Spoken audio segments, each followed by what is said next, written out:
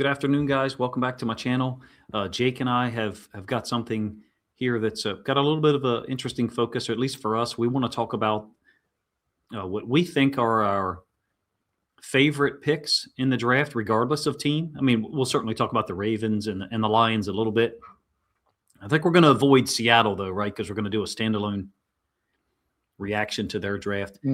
Maybe we should title this least favorite picks, being as we're going to talk about the Chiefs and the Browns some, right?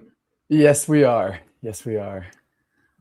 So what we're going to do is kind of ping pong this back and forth with favorite picks of mine and then Jake's. And we're going to use our website, DRAFTSIGNAL.PRO, to do so because we don't have to create graphics for it. Anybody who's visited it today, I basically formatted it with the picks in order for the Ravens, Lions, and Seahawks by round. So second round picks, did you notice or did you find it interesting how Detroit traded up in front of us in round 2 after apparently calling us to possibly trade up with us in round 1? I think the stock exchange guys last night, when they were going through their team by team breakdown of every pick, they mentioned that a few times about how Detroit did that because they had a feeling that potentially Jesse Minter might be wanting to reunite with his old Michigan man. So cutthroat that they were on the phone with us, perhaps possibly to trade up from 17 to 14 because they wanted a tackle. I guess presumably that's before Ty Simpson goes at 13, and then trade up in front of us. Yeah, there was another instance, Ravens specific. I think it was actually Kansas City. We might touch on it here in a little bit. They traded right up in front of us to get Emmett Johnson there in round 5. Running back. So what we're going to do is talk about our favorite picks, and this one's bittersweet for me. The two first-round picks for Kansas City, Mansour Delane and Peter Woods. Regardless of team, if you told me that some NFL franchise is going to come out of round 1 with Mansour Delane and Peter Woods, I'd say that's the winner of the draft. And unfortunately, in this case, it's Kansas City. It brings me no joy to admit that, but I think they had a great second round too. They got R. Mason Thomas. Yeah, this one really hurt this one hurt to watch, especially doing it live. Delane and Peter Woods both pretty high on my board. I think Delane was 7th or 6th, and then Peter Woods, I didn't drop too far off. I think I had him in the teens somewhere, but yeah, I just really love Delane's game. He's just a really smooth player, and I think he's an immediate starter in the league. Balance, good feet, good change of direction. He's disruptive at the catch point. He's got good ball skills. He's not, the ideal size. He's a little smaller. Not too much smaller though. Yeah, almost 6 foot, 5. Yeah, a little slight, but it's not going to prohibit him from being a really, really strong starter in the league for years to come. I mean, he's there in Kansas City, and like you said, instant starter. Steve Spagnuolo is the DC. They've got pass rush guys, Chris Jones, Karlaftis, etc. They vacillate between coverages or blitzes, expertly. Spagnuolo knows what he's doing. And, Peter Woods is going to be a part of that. I think Mansour Delane is incredible. He's extremely confident. And, yes. And I don't look at it as arrogance, at least, just watching the film. He knows what he can do, and he knows who he can guard. I think, again, I'm a Ravens fan, and I don't root for the Chiefs. I'd like to see them not even make the playoffs. I love this year. Well, other than the fact, Mahomes got hurt, not rooting for anybody to get injured, but that's a great pick for them to move up with the Browns, right? Yes. Yep. Moved up from 9 to 6, I believe, and gave up a third as well, 3rd to 5th. But so what I found particularly interesting with the Delane selection was the trade up itself. Moving up from 9 to 6 to jump the Commanders there at 7 makes you think that Washington potentially favored him over Sonny Styles, which would have been a bit of a surprise to me. But I mean, that's the type of talent Delane is at 100%. At an important position on defense. So they got a hole there from McDuffie, but I feel like they've done a great job over the years, regardless of, I don't want to say every corner succeeds because that's not the case, but regardless of who they have, if they've got talent, then they know how to utilize them. Absolutely. Yeah, their development at corner in particular has been really strong. Not only did they just trade away McDuffie, but I believe their other corner left to go to LA as well, who has developed into a really strong number 2, number 3 corner in the league, but getting a really talented guy here at pick number 5 or 6. Yes, super, accomplished from a passer rating allowed last year. I think it was extremely low. There's evaluations on his player page if anyone wants to look at them. But Jake and I are just reacting to what the Chiefs did, and the combination of these 2 picks and R. Mason Thomas in the second round. I personally did not have R. Mason Thomas anywhere near guys like Cassius Howell and some others, but he also did play.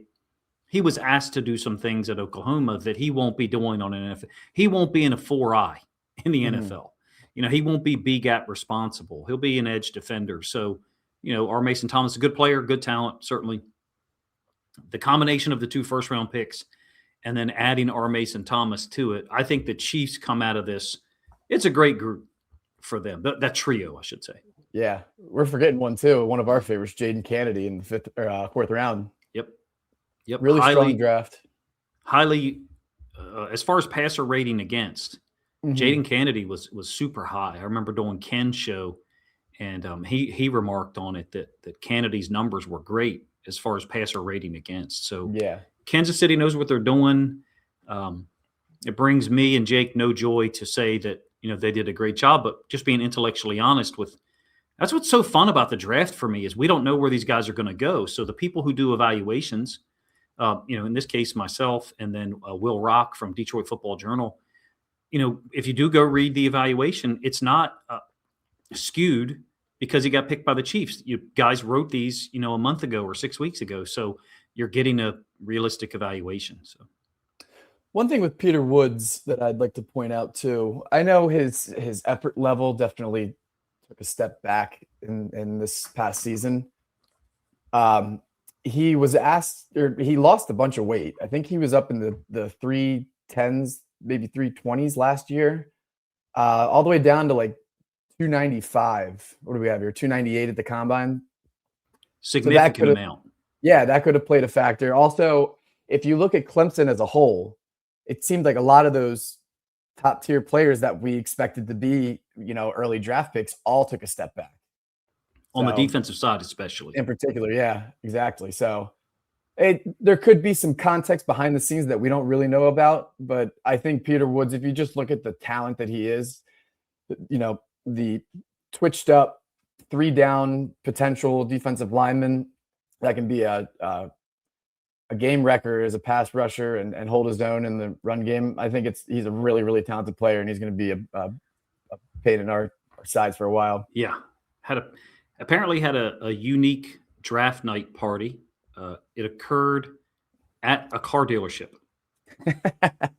And what I read this morning was that he bought, I guess was the phrase or word, 2 vehicles for his family on that night, but someone has said that they're free. And I immediately thought to myself, hey, if you're a car dealership and you can bring in Peter Woods for a draft party, people are probably going to come there.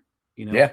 I don't know the details of it, but it sounds very interesting to me and, different than what other guys do. So, Peter Woods, exceptional player. As far as the weight loss, the first thing, it was maybe mid-season when I heard of that. Because I noticed his stats were suppressed.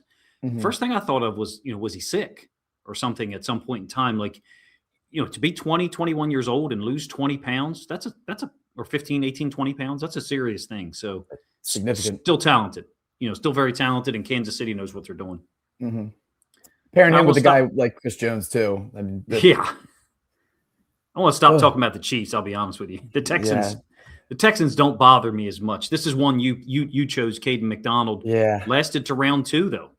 Yeah. I was actually surprised to see him fall as far as he did. Now, I didn't think he was a top 15 player because he doesn't have the pass rush upside, or at least the pass rush production that some of these other guys have. But as a stout run defender, D tackle, he is arguably the best in this class. I think he was I think he was a team captain. I could be totally wrong there, but Yes. um, Yes. If memory just serves, yeah. yep, it's just an absolute. He's a super strong guy who can hold his own against double teams. He can anchor really, really well. He tackles pretty well. He moves really well for a guy his size too at 326. Laterally. Yeah. Exactly. Laterally, yes. Yes. So just your baseline skill level as a run defender makes him a very, very intriguing player who will find his way on the field early in his career. And they're just stacked. I mean, they are stacked on defense. This one might not bother you as much, but it definitely bothers me. I mean, the Texans defense is already damn good.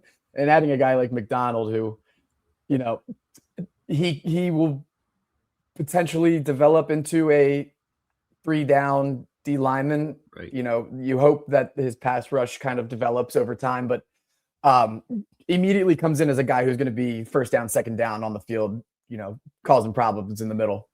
They said that Nick Caserio said that literally, in a press conference that, there's a place for him in our defense, and that place might be limited to certain situations. To use a lacrosse analogy, he's a face-off, get-off guy. With what they've got in the front six or front set, they're a base nickel team. So when I say front, I say front six because the nickel is the seventh guy, the nickel, Jalen Petrie.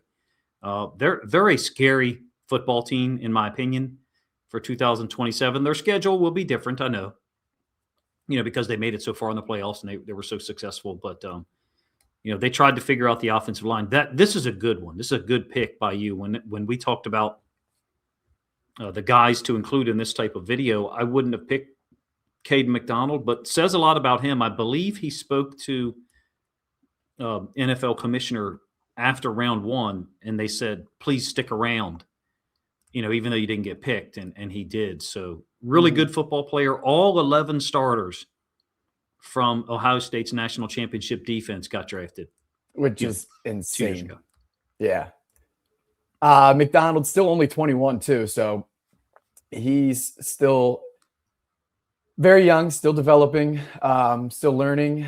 He'll be a guy who adapts to the NFL pretty quickly, I would imagine. I was surprised to see Buffalo pass on him, to be honest with you, with that third pick in the first round. But the Buffalo's draft Texans weird. Defense.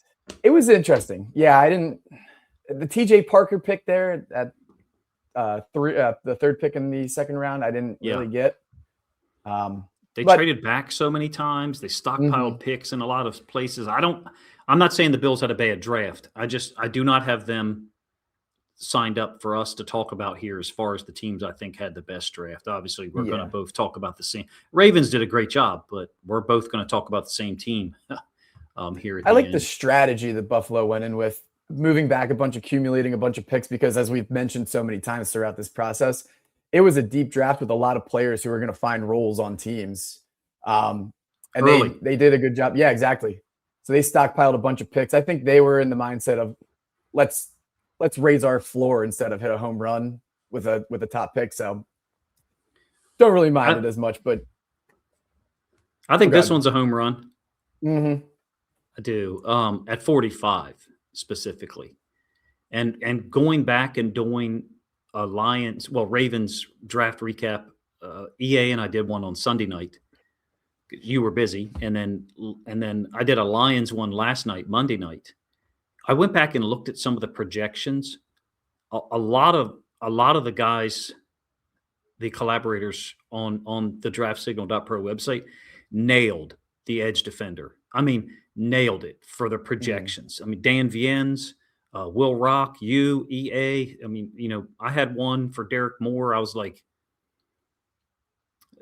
going off the top of my head, it was something like, I think he'll be taken from somewhere in the 45 to 55 range from the Ravens at 45, Lions at 50, before the trade up, or the Chargers at 55. And of course, I was off by one. My point is, so many of the evaluators were locked on to the edge position.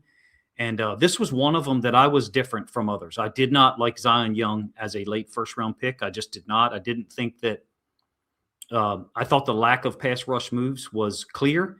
But EA made a great point, and he showed the film of it, that in the Senior Bowl practices, Zion Young used different moves than you saw on film. So, hey, man, great talent. I have a player comp for him, but it's not an NFL one. Amari Stoudemire from the NBA, who was an above the rim guy. And I saw Amari Stoudemire play 3 times live. And the difference in like NBA players versus regular dudes like us, Amari Stoudemire shot like 30 18-footers in a row pregame, and he made like 29 of them. So but in an NFL game, he was all dunks. And for me, Zion Young is as a defensive guy, he's an above the rim guy. He's a slam dunk type player, in that he's physical, and he's going to leave an exclamation point at the end of a lot of snaps because he's very physical and obviously got a big frame. I know you love the pick too, right? Yeah, I wasn't as big a fan of him early on, but he's really grown on me the more and more I've watched him. And then, of course, I listened to his media press conference with the Ravens media. I fell in love right away. That guy is full of energy. He's like, I was trying to find a good way to compare him to something last night. He kind of gives me the vibe of like a guy who's willing to put his body on the line for anything, with a dash of like that Marcus Peters fiery attitude. Really like him. One thing that the stock exchange guys yesterday mentioned too, now you have a good, little rotation going on opposite of Trey Hendrickson, where you have the, more of the designated pass rush guy in Mike Green, a little undersized. Now you add in a Zion Young who has the measurables, the strength, better against the run. So Ravens can throw out a bunch of different fronts now and give you different looks. But from a talent perspective, I think he's going to be really good. I don't know how early how often he'll see the field early on, but super intriguing athlete. And I think it was a really, really smart pick by the Ravens here. 100%. I mean, I think the Hendrickson, it's a 17-game season. And actually, if to get where you want to go, it's a 20-game season. Really, you're playing 20 football games if you want to get to a Super Bowl or a championship game, if you have to play on the first weekend of the playoffs. So as far as like Hendrickson goes, who's 31, I think you want to get those guys off the field some. We're 4 deep now with Hendrickson, Green, Tavius Robinson, and Zion Young. First of all. Second of all, I continue to reflect on, he was picked by the Ravens, but Dan Viennes from Seahawks Forever, he did an evaluation. You're welcome to go read it. And his projection, again, just spot on, first, second round bridge type guy. I did an evaluation that's a lot shorter. I watched 3 games of Zion Young before the draft in this evaluation, and then now have gone back and watched a couple of other ones. There's some film here at the bottom. You're welcome to check it out if you want. But I want to continue to reflect on what other people said and offer to you, the viewer or the listener, to go check those things out on our website, because these people are impartial. Dan Viennes, of course, is not talking about Zion Young now because the Seahawks didn't draft him, right? But I think it's I don't know if I want to say different perspective, but it's a different way to look at the player in an honest manner for you as a fan, because these people, Dan Viennes, Will Rock, Omari Brown, who's like a Jets guy, and others, they're no longer talking about the players that the Ravens drafted. They're talking about the guys that their team drafted. And you still get confirmation of some of the things that we're saying. So I'm really happy with the pick. As far as his energy, some guys you got to switch on before the game, and some guys you don't. Like, for example, like I've coached younger kids. So, 10, 11-year-old kids, it's a fine line as far as trying to switch them on. How do you get them fired up? You have a procedure that you go through in practice. You do the same procedure before the game. And the idea is it gets you ready for physical contact with other human beings. And it gets you, whatever your personality is. Once you get to high school level, there's some guys you got to switch on a little early, and Zion Young ain't one of them. He's on, He is ready to go. And so I think that's a real dynamic. And I think that as far as the Marcus Peters thing, he's another one. I like that element combined with the fact that he's 6'5", 265. And I'll go a step further with this. I wonder, about the 2023 AFC Championship game when they throw Justin Tucker's helmet pregame. If this guy's on the field when it happens, I wonder what the reaction is. And you need guys like that. And I said it at the time, and I stand by it now. We should have been fighting. Yeah. Go out there and set the tone. And this guy is certainly a tone setter. The viral clip of him at midfield for the overtime coin toss, I think they were playing Auburn. And he's sitting there just talking smack, getting his guys fired up.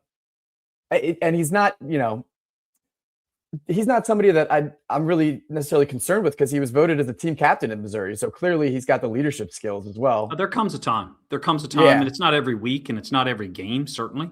But when things are that egregious, as far as what you just said, the pregame, or that was actually before overtime, right? Mm-hmm. But the pregame coin toss would have occurred, that game against the Chiefs would have occurred after they threw Justin Tucker's helmet. So, right. I got no problem with somebody saying, "Hey, coach, I think you're out of line." I don't think I am. There comes a time, and whether it's a sport thing or your life, Zion Young is one of those guys that, to me, is a deterrent. And what I mean is, you're not going to act like that around someone like him who comes switched on immediately, pre-installed, ready to go, whether it's the second quarter, whether it's 2 hours before the game. I like guys like this. You want as many of them as possible on your defense, especially. And we've been talking about this for a little while now, especially in our Discord. The Ravens have been lacking that nasty mentality that we used to have. Just like I said earlier, he's just a tone setter. He's a guy that will go out there all fired up, make a play, and get everybody else fired up around. He's just something that we've been lacking, that edge, that fire that he brings to the team. Last thing for me on Young is that, along with what you just said, he wants to go out there and perform. Early in the season, my guess is he's probably going to be limited to 20, 25, maybe 30 snaps a game until he gets completely acclimated with the defense, with the scheme, with the speed and all that. So when you take someone who's ready to go, just waiting to get on the field, and you finally do let them get on the field, the average football play, 7 seconds, 8 seconds, whatever, depending on the level of football, you're talking about, Zion Young's going to have 7 or 8 seconds of violent activity. Then he's going to make contact with as many people as possible. So I love the pick, even though, pre-draft stuff, I was one who said, I do not think that, he was a first-round pick, or a guy who I would say is an A-plus pick at 14 at all, or even 24 or 26. Mm-hmm. Yeah, real quick, another reason why I like this pick, you were kind of touching on it there, just the ability, we kind of like diversified the room a little bit with this selection. You can mix and match who you have out there, all different types of players, being able to rotate them and keep them fresh. And I think the biggest thing is we have a bunch of guys now that Jesse Minter is going to have a fun time of being able to put these guys in positions to succeed. You won't have Mike Green out there on first downs, deep in the other team's territory defending the run. That's not his game. He's a pass rusher. You can throw Zion out there. You can throw Tavius out there. I really like what they've done with the room this offseason.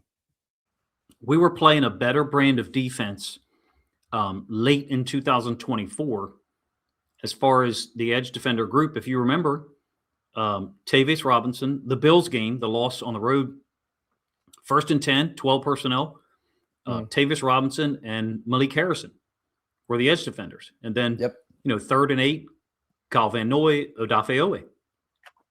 So absolutely in line with where I see this group going. I'm going to switch gears a little bit here. This is your guy that you picked. I actually liked him more when I watched the film than I thought I would, when I finally got to watch the Mississippi State film. Now, I did just finish watching Mississippi State against Arizona. I think it was Arizona State, Keith Abney. Mm-hmm. Keith Abney was on the other side, though. Wasn't really matched up against him. But anyway, go ahead. This is your guy, 4.26. Yeah, so Brennan Thompson, the newest member of the Los Angeles Chargers. I know I've watched it a bunch of times, but there's the clip of Mike McDaniel in the war room there in LA. He's all fired up about this pick, and I would be too. He's limited because of the size. He's only 5'9" and I believe 3/8, 164. So he's really light, limited in terms of what he can do, but he can absolutely run with the best of them. I mean, 4.24, I believe, was the 40 time. His ability to separate, he kicks into like some guys have like a fifth gear. He's got a sixth, maybe even a seventh gear. He's 6.5, that yeah. explosive. So, but when I watched the tape, I thought he had pretty solid hands for a smaller guy. I think his hands actually were like 9 inches. So that's not an issue for me at all. Just an absolute weapon that you can use on offense. And I think it's a great compliment to what they have there with Ladd, kind of more of your possession guy. And with Herbert, obviously, who's got an absolute cannon. So he's going to be able to stretch the field. You can get creative with him. He's not going to be a guy who breaks a bunch of tackles or runs through arm tackles or anything like that. But his ability to, make you miss in the open field with his speed and elusiveness, he's going to be a fun one to watch, and a guy that I'm going to stash on my my fantasy watch list as the fantasy drafts get closer to the season. But yeah, I really like Thompson. I'm interested in that whole division because, McDaniel's impact as the offensive coordinator is going to be vastly different than Greg Roman last year in a lot of ways. And here you've got a weapon that he knows how to take advantage of. He's going to get Brennan Thompson on the move, in motion, and he's not going to be jammed up via press man because, he'll be in the slot, he'll be on the move. McDaniel will figure out ways to get him the ball, take advantage of that 4.26 speed. When you did this eval a while back, I think someone else submitted an eval, but I didn't put it on here, which, I feel remiss for that. But I went back and watched the film myself, and I was like, oh, okay, I see it. Like he's super quick. It's not just fast. I mean, he's fast, yeah.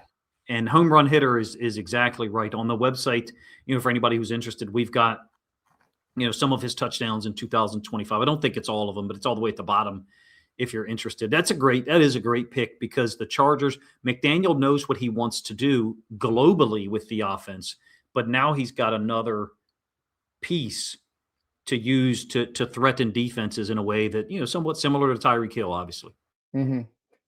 Yeah, it's a great fit, especially just for what, Mike McDaniel's going to do there.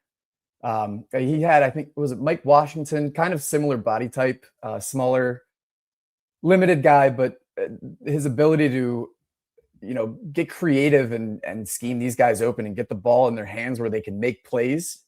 Nobody does it better than Mike McDaniel. So really good fit. We were excited for the possibility of McDaniel coming here, Yeah, so, absolutely. Evaluation shouldn't change because a coach or a player goes to another team. And I think that's what we're kind of going for here is that we're talking about these players that we liked for various reasons, or maybe we like the fit. And in this case, Brennan Thompson, absolutely good call with him and McDaniel. This is a guy who he reminds me of Delane from the standpoint, not play style, but I just couldn't stop watching the Traydon Stukes film. I kept watching it because it was so much fun. And when I first started looking at his film, I think on the website we had him down in the 3rd round, and that was me. I mean, I put it in as a 3rd round because I didn't know who he was. And I started watching the film. I was like, all right, but this guy looks better than a 3rd round pick to me. And sure enough, I thought he'd be by the end of the process. I thought it was possible he'd be a late 1st round pick or, early mid-second. And I think he went in the late 30s to the Raiders, right? Great pick. I think the Raiders did a nice job with a lot of things in this draft. This guy, to me, is a potential phenom in that he's got great ball skills. I mean, he's fast, obviously, 4.33. Coming off an ACL injury in 2024, he missed the whole season, I think. Spectacular coverage guy, played mostly nickel, but occasionally moved back to too high safety structure. I love his game. I think he's the best guy that Arizona had there. I mean, Genesis Smith has the well-known issues with tackling. This guy does not have that issue to me. I have no idea what the missed tackle rate is. I'm just saying on film, he does everything well. I agree. Yeah, he's the late riser for me as well. I didn't get to him until I want to say like that Monday or Tuesday of draft week last week, but 6-year senior. team captain, former walk-on. So, right then and there, you can see he's got the drive, the passion, the leadership skills. But his tape was fun to watch, man. Just his ability to move all around the field. He doesn't have the best, man cover tape, but he shows the ability. He shows enough on tape to say, hey, there's something to work with here. Rangy, really good ball skills. He had the one interception. Yeah. What was it, Arizona State at the end of the year? Yes. He literally jumped over top of the guy. Yeah, we have it here. It's this first link. If someone wants to click on it or check it out, play here. Really intriguing player. I really liked him. I think I had him. I think he was a top 40 guy for me at the end of the day. So yeah, I think right around where he went. But the Raiders are another team that had a really strong draft, man. Totally agree. As far as Stukes goes, like in a process or procedure, I think you and someone else who had done an evaluation. Actually, I only have Jason's eval on here. I think Dan Viennes did one that for whatever reason I didn't put in here, but Jason did one, and then you talked about him, and I went and watched film. I got like 3 games in. I texted either you or Jason and was like, all right, so Traydon Stukes is way better than I was anticipating.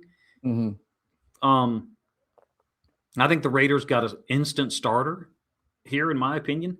Early in round 2, I think it was like 37 or 38, somewhere in that range, where he was taken. By the end of the process, I thought to myself, Omari Brown also, who's one of the collaborators on this site, who's a Jets, I think, analyst, he had Traydon Stukes as a first-round pick. And in fact, he was worried, if memory serves, Omari was worried that Traydon Stukes may not be there at 33 when the Jets, originally going in, they had 33. So kudos to him for calling that as far as where Stukes would go. The Raiders got a really, really good player, in my opinion, someone who I think he's going to make plays at the NFL level if he's healthy. Absolutely. Yeah. The ball skills, disruptive at the catch point. You can move him around. You can do different things, tackles pretty well. Obviously, the testing numbers were outstanding. So he's going to be a really good player. And it's another really good pick for the Raiders, who are kind of trying to change that culture in Vegas. Yep. You get a guy on the offensive side of the ball in Mendoza who's going to, be the leader of the offense. And then I think Stukes is a really good culture guy for that defense. So I really like him. He looks like a guy that, from a basketball standpoint, you'd show up to the basketball court and he's there and you're like, oh shit, I got to go up against this guy. Like I got to handle the ball against him, or I got to try to get my shot off here against him. He just looks like a guy who's no fun to play against, in my opinion, because he's physical, he's fast. A couple of those interceptions were just borderline ridiculous. Again, it's on our website if you want to take a look at it. It's like a well-rounded wing who can hit the 3 or elevate and dunk on you and guard anybody. Exactly. Guard anybody. I don't know if I skipped one. If I skipped a guy for you, let me know. But this was, for multiple reasons, one of my favorite picks for the draft, because the need for Detroit to get an offensive lineman, and then also the experience that Blake Miller had. I mean, he played every single snap, I think, for 3+ years. Mm-hmm. And certainly I've seen it. The clip, I think, was shared yesterday on Twitter or X, of Ruben Bain against Blake Miller, but it's like 2023. And Bain had 2 really great wins. I mean, he had 2 really fantastic wins. But even over the course of the game, you could see Blake Miller kind of even out. But again, it's filmed from 3 years ago. And that ain't the same guy that Blake Miller is. I love the pick. I think he's very athletic. I mean, when you watch the film, I said this in the Lions draft review last night, he doesn't look like a guy who's 6'6", almost 6'7", and 300. He doesn't move like a guy who's 6'6", 320. He moves like a guy who you're like, oh, he's 6'2", he's probably 300. He's a little undersized, but he's quick. He's as quick as undersized, quick offensive lineman. Like, he's a very special athlete, if you ask me, at 6'6". Yeah, I think his foot speed's really good. His ability to mirror and redirect is really good. He's got some issues with, power rushers, but that's something that I think he'll continue to develop at the next level as he gets his body into, NFL shape, build up the strength there. But in terms of the athlete that you're getting. I think his percentiles were all in the 80s and above, whether that was his measurements or just regular testing numbers. Really good player. And I think what separates him, you have your high upside athlete guys that don't really have the tape to, justify an early selection. He has the tape to go, to sit here and confidently say, yeah, this is a top 20 player. And I think I'm looking at my eval from November. At the very end, I said he has the tape to be the top tackle in a weak class. So I was really high on him at the time. Still am. I think he's going to be a really, really good fit in Detroit as they kind of reshape their offensive line, but really good player, experienced, athletic. He's going to be really good for a long time. A couple of things here. Chris Aguilera from Chris Just Joking is his handle on Twitter, X, did a ton of offensive line evals for us and actually gave me some film. So, just huge shout out to Chris. If you're a Lions fan, you're watching this, you should follow him on Twitter. I'm trying to encourage Chris to do more offensive line stuff for other teams because I think he's really good at it. I think he's got he is good at it and everyone knows that, but he, primarily focuses on Raven stuff. He's, got a lot of positives in the first paragraph and then some of the negatives, right along the same lines that you mentioned. But for any Lions fans or anyone else interested, we've got, I think this is like a 3.5 minute video. I called it part 1. And I think this is about 4 minutes. So significant amount of film of him. And the thing that I like, they've got him at right tackle. They're moving Penei Sewell over to left tackle. So that's great. That means they're going to run to their left a lot more than they did the last couple of years. Blake Miller is exceptional on run plays away from him because of his quickness, his speed, his long arms, his technique. I think he's a really good player. He's got a deep pass set bag. Really reminds me of Roger Rosengarten from the standpoint of, like you said, the relative weakness as a pass pro guy is, bull rush type stuff, guys trying to drive him back. And, you do see some of that in film. So this is just one of my favorite picks for any team because of the fit. It just so happens that it's Detroit, but I think it's a great fit. Size, speed, athleticism, experience. Detroit has something, I don't know if you've heard of it, Jake. Someone's created in the content creator space. It's called the Grit Index. Have you heard of this? It was brought up during the day 1 live stream. Oh, that's right. Yeah. And I think Blake Miller scored really high on that. Yeah. So just fits in Detroit and hopefully solidifies their offensive line. I said that night that I thought he was an upgrade over Taylor Decker. I'm talking about the version of Taylor Decker that we've seen most often the last couple of years. Battling injuries, trying to make it through the season. If Taylor Decker didn't have those injuries or that wear and tear, maybe then, be a different comparison. But for me, I'm very happy for Detroit to get him and not have to trade up to do so, right? It would have been interesting if they did trade up to 14 with us and we recouped another 4th rounder, how Baltimore could have maybe used that. Yeah, I agree. I definitely agree. I'm looking at some of his measurements and testing right now. 75th percentile or above in the 10-yard split, 40-yard dash, vertical jump, broad jump, bench press. He bench pressed 32 reps, which is 94th percentile. He's got long arms too. Yeah, 35-inch arms, which is 76th on this one. So really well-rounded athlete, man. He's going to be really good for a long time, man. I'm telling you. And Hank Fraley is a really highly regarded offensive line coach in Detroit. They've also got a backup tackle, Larry Borum, brought in from Miami via free agency, who's actually got better film than people may be aware when he had the chance to get on the field the last couple of years. So I love this pick because it gives Detroit 3 offensive tackles. Sewell, Blake Miller, and then Borum. Giovanni Manu would be their 4th guy, and they're 2 left tackles, 2 right tackles. So we got a couple more, and then I think we're going to talk about a team that we both agree did a fantastic job, right? Yeah.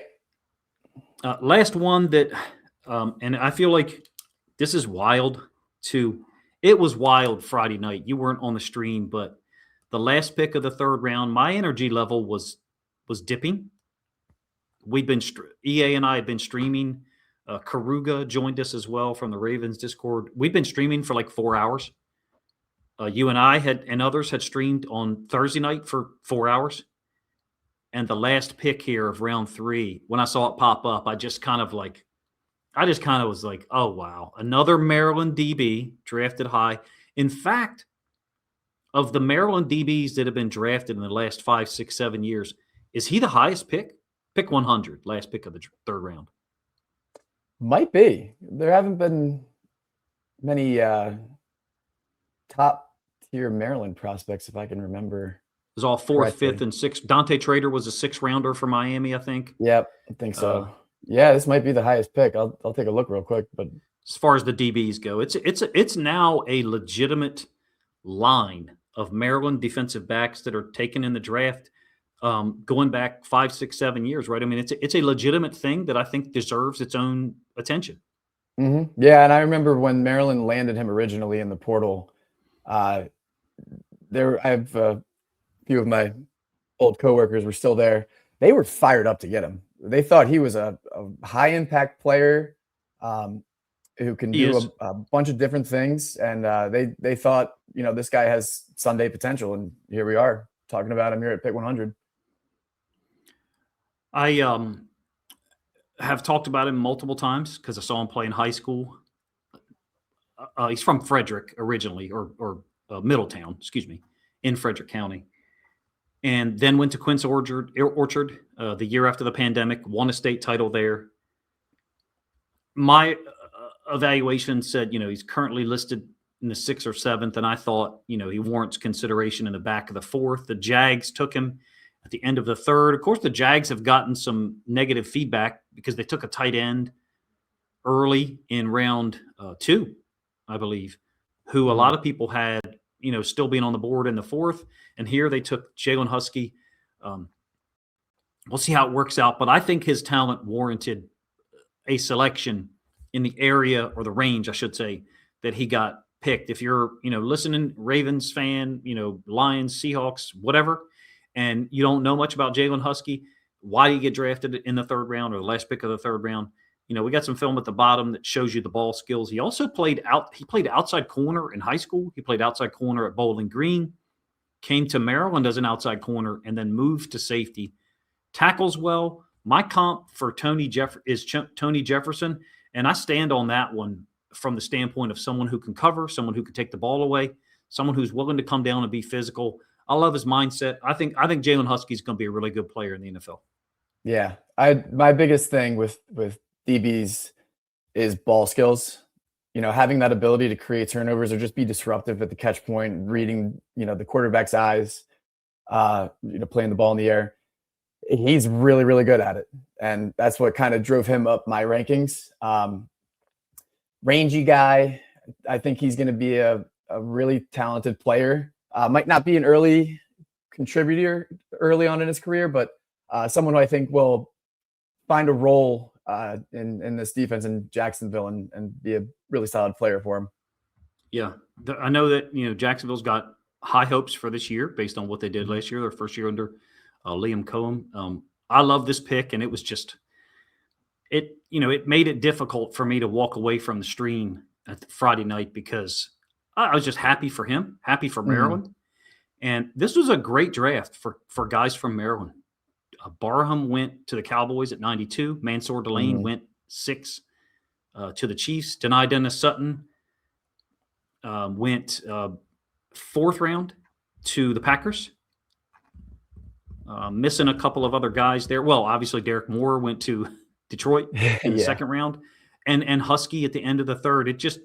It picked up my spirits at the end. I mean, I had seen him play in high school years ago before the pandemic. 13 interceptions as a high school sophomore. The night that myself and a young man who I coached in high school, who then got a defensive coordinator job. So we were traveling during the playoffs of 2019, basically just to go watch teams. We're going to go watch 2 good football teams. North Carolina High School on the Eastern Shore against Middletown. Middletown came all the way over from Frederick. And for some reason, North Carolina threw the ball at Jalen Huskey once, and he picked it off. And then they threw at him again in the fourth quarter, and he picked it off again. I saw the head coach for North Carolina like 3 weeks later. I was like, dude, what were you doing throwing at that kid? And he was like, man, we had to throw somewhere. We're trying to score. We're down 7 with 6 minutes left. I'm like, man, I'm not throwing at that dude. Pandemic happens. He goes to Quince Orchard, Bowling Green, Maryland, and now he's going to Jacksonville. I'm a huge fan for a lot of reasons, but really watching the Maryland film was a lot of fun. Huskies in the right place at the right time. Mm-hmm. Had to sit out the first half against Indiana this year, and then I think it's this year, came back in the second half and made like 8 tackles. Looked like he was playing pissed off. So we tried to put something together here for you guys that was our favorite picks by player. Are you sure you want to do this team one?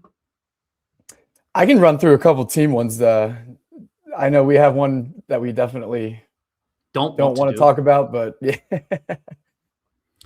Yep. So the Cleveland Browns, who, all hatred aside, I feel like they've done a fantastic job the past 2 years, just in terms of what they've not only drafted, but trading down and accumulating more picks.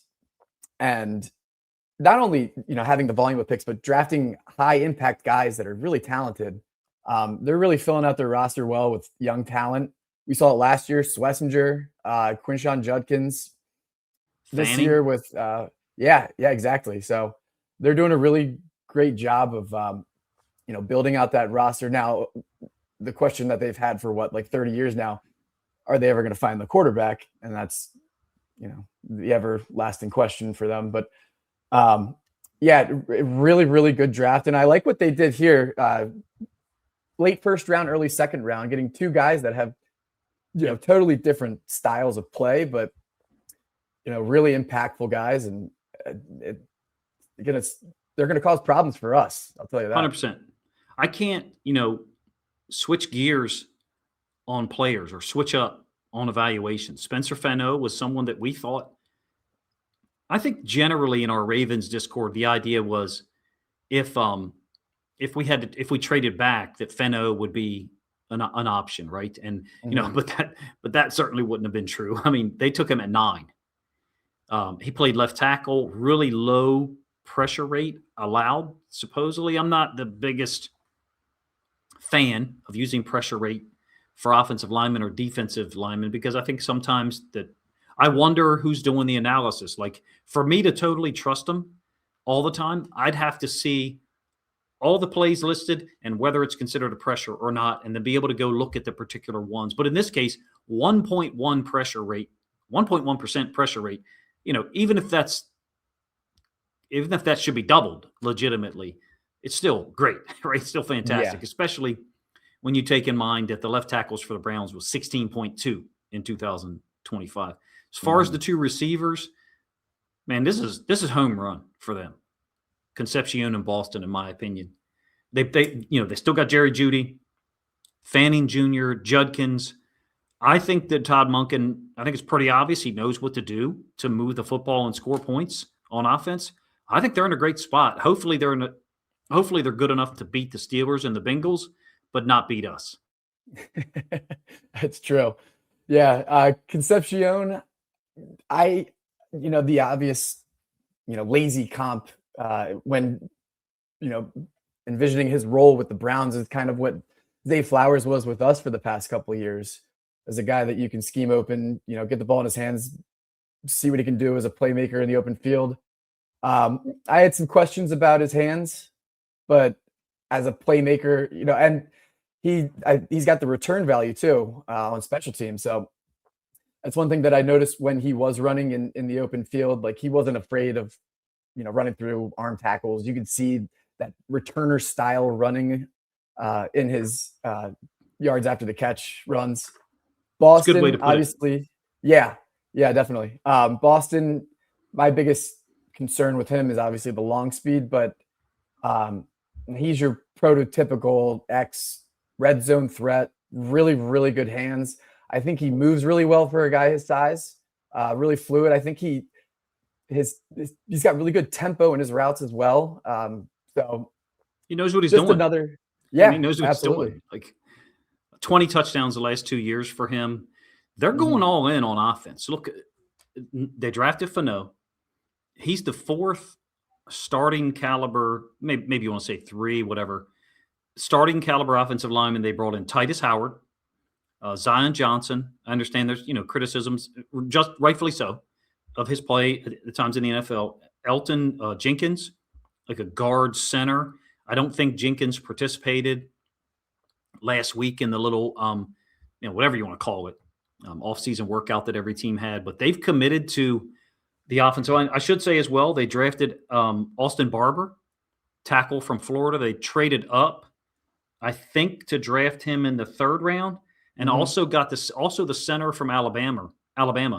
Yeah. So, I mean, Todd Monken's totally committed to, I think, I'm not going to say, they're going to score 30 points. It's not a game. That's not what I mean. But Todd Monken is not trying to just level up this offense. I think he's trying to skip a level and level up twice with the talent level and the offensive line. They did a great job in this draft. And then they go out in round 2 and they get Emmanuel McNeil-Warren. I mean, I think the Browns draft is an A+. Yeah, I agree. Yeah, it was a really strong draft again for him. And the value at some of these selections too, Boston at 39, he was being discussed as a potential 1st-round pick. Even McNeil-Warren, getting him at 58, outstanding value. Brailsford, 5th-round pick, that's fine, whatever. You're at that point, you're drafting guys. Yeah, you're drafting guys who are good football players. You kind of have to throw out the measurables at that point. But I think one thing that I've noticed is they're trying to get more athletic across the board, and they drafted a bunch of really good athletes. So they did. I mean, Joe Royer's pretty solid too, the tight end from Cincinnati. 6th, 7th round as far as when they took him, right? I don't have a late 5th, I think. Yeah. Yeah. Then they followed it up with Jalen Green. Jalen Green. I love what they're doing. Really I follow a couple of Browns content creators on Twitter because, I mean, when I watch their stuff or glance at it, like for me, if I've got 2 monitors open, I pull up a content creator's video on the other monitor and I just let it run. Like I want people to do the same shit for me. Like I want to see all of the guys that are independent eat. I want to see all the guys that are independent succeed, that put out quality stuff. And I forget who it was, one of the guys on Twitter was like a little bit understated about this draft. I sent him a message. I was like, man, let your true feelings out. This is a great draft for you guys. And Monken is no bullshit. He's going to tell players the reality. So as much as it pains me to say it, to bookend this video, Chiefs at the beginning, Browns at the end, both of these teams, both of these organizations did a great job acquiring talent, but especially in the case of the Browns, like you said, getting better athletically at particular spots that they needed it, wide receiver and offensive line in particular. Yeah, definitely. Obviously, the Browns, their success is contingent on what they get out of their quarterback play. We've seen that for years now, obviously. But in terms of their overall roster, the talent on the roster, from where it is now to where it was 2 years ago, 3 years ago, night and day, I think. And, unfortunately. Yeah, unfortunately, exactly. Yeah. But that's, I think a big reason why, you see teams like the Ravens try to accumulate as many draft picks as possible because let's say your success rate's 50%, right. You're hitting on 5-6 guys if you have 10, 11, 12 picks. So, they've done a really good job building this team up offensively this year in particular. They're going to be tough. They're always tough against the Ravens too. They always are a pain defensively. in the ass. 2 years in a row, they've been great in the draft, and they deserve credit for it. I think it's Andrew Berry, right? And then Todd Monken and the other guys. So we're trying to be serious about, breaking down the game, breaking down as many of the players as possible at DRAFTSIGNAL.PRO. Jake is a huge part of that. I mean, just as big a part as I am. So many other people were involved. And so for us to do something like this feels, what's the word? This feels like trying to put a cap on. Well, we're not going to put a cap on it because you and I are going to record a Seahawks draft reaction at some point here soon. And I'd like to talk about what the Ravens' focus was on offense. Not in this video necessarily. We're running out of time here, but I love what Baltimore did with 2 receivers, 2 tight ends, the best guard in the draft in Ioane, and offensive talent, in my opinion. Randall, the running back / wide receiver, whatever, from Clemson. So I think this was a more talent-rich draft. Now that you can look at it by team and see what people got, I hope that people can understand it a little bit better, because I was a little bit tired of hearing people say this is a totally down draft. And as an aside, some Seahawks fans and Seahawks content creators going into the draft were like, well, Seattle's punting on this draft because they only have 4 picks. Well, look at it now. They parlayed that into, I think they made 8 selections. Mm-hmm. So how do you interpret that if you're one of those people who said Seattle's punting on a bad draft, and then they come out of it with 8 selections? It's different for each front office. It's different for each franchise. And when we talk about the Browns, it's because we think that they did a great job for where they are developmentally right now. Mm-hmm. I think what Seattle did too. How many 7th round picks did they have? 3, and then they had the late 6th rounder. I have no evidence of this, but one thought that I have about that is, the meat of the draft was in the middle, rounds 2 through 4, 2 through 5. I think potentially a lot of these teams were moving up into the 7th round, 6th round to try and get their priority undrafted free agents early. Right. That's just a theory that I have. I have no evidence of that, but Seattle getting 2 corners and a D tackle there in the 7th round. You got to remember, you got to build up this roster. It's 53 guys, and 90 during the offseason. So and they got to build up Julian the depth. Neal. Yep. In the 3rd. So they got 3 corners. They got 3. I think, we'll talk about it in the next video, but Bud Clark, outstanding pick. And then Bo Stevens at that pick at 148. Outstanding. They did great. Value. Outstanding. They did great there. It's a lot of fun for me to try to, we can do this now in April. As we get closer to, training camp and then the preseason, it's going to be more difficult to give other teams credit. And even now it's begrudging for the Chiefs and the Browns, but it's reality. Those teams went out there and did a great job. So did Baltimore and Detroit, in my opinion, a little bit different in some ways. But in any case, man, thank you for coming on here, Jake, and doing this one with me. Kind of impromptu. We didn't really sit down and schedule it necessarily, but we did all the work. So many of us did all the work on the website. It makes it easier to kind of do this now. Yeah, going back and doing the recap at the end. It's kind of bittersweet. You put in all that work and you're exhausted, but it's such a fun process. It's a sprint from the end of the season, especially for you with all the Ravens content you had to produce there after the head coaching firing and, all the coordinators and everything. So, oh my gosh. But yeah, it's a lot of fun. And my sicko brain has already started on the 2027 draft board, trying to identify some guys, but as you see, my dog I recorded the first. I told you in the Discord and some other people. I recorded my first play for the 2027 NFL draft this morning. I was watching a little Keith Abney film and ran into an inside linebacker for Arizona State that I thought looked interesting. I said, "All right, let's start the 2027 draft folder." So get it started early, and I think our goal for that. If we have a little bit of time, our goal for that is to get something together for summer, kind of have a 100%. A top 50, top 100 for summer on the site. And then we'll build on that. Yep. So this site ain't going away. We're going to keep building on it. Well, man, I appreciate your time. I'll see you a little bit later for the Seahawks thing, if we can get it done. And you guys who watched and listened to, maybe interacted here, really appreciate your time. My suspicion, or what I know, is that there's a hardcore group of people who like to talk about, their team, but really enjoyed this whole draft process, experiencing it with you guys. We're not done, but this one is a way for us to talk about our favorite picks. And I didn't even mention D'Angelo Pons once, which is kind of crazy. So that was, he went to the Jets, right? Yep. And there were another one who did a great job accumulating talent.